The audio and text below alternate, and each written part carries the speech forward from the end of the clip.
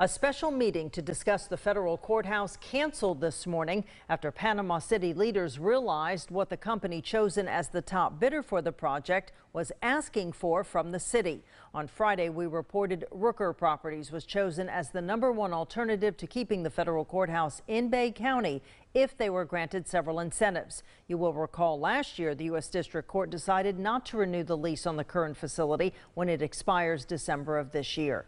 News 13's Erin Morgan is at the proposed site for the new federal courthouse. She joins us live now to tell us more. Hi, Erin.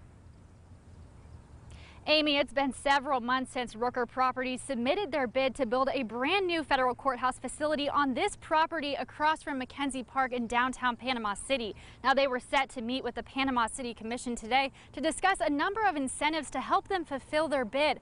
But when city leaders realized the costs, that could be around $1 million, they decided they needed some help. Rooker Properties, the Atlanta-based developers, were selected by the federal government as the frontrunner for the federal courthouse alternative over proposals by Bay and Jackson counties. But this isn't coming without a price tag for Panama City leaders. Well, we're 21% of the population of the county, and so everybody needs to be part of this process. Rooker Properties is proposing to build a $9 million facility behind Mackenzie Park in downtown Panama City. But the only way they'll do this is if the city provides them with $800,000 for the facility, along with property tax abatements. For their numbers to work, I guess they have to have those incentives, or they have to have that amount of money.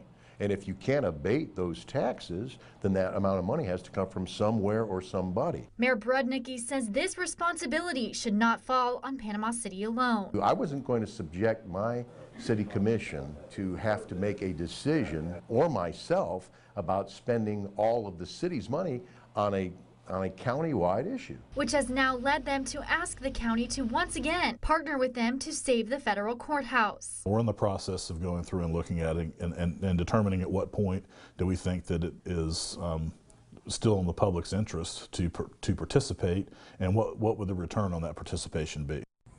Now, Rooker Properties is asking for these property tax abatements for the entirety of the 20-year lease. And in the case of school board taxes, which can only be reimbursed, not abated, could be around $2 million. Amy, going to send it back to you. News 13's Erin Morgan reporting live tonight. Thank you, Erin. The next step is for county staff to make a recommendation for the county commission on whether or not to participate in the project. There is no timeline for when the meeting will be rescheduled.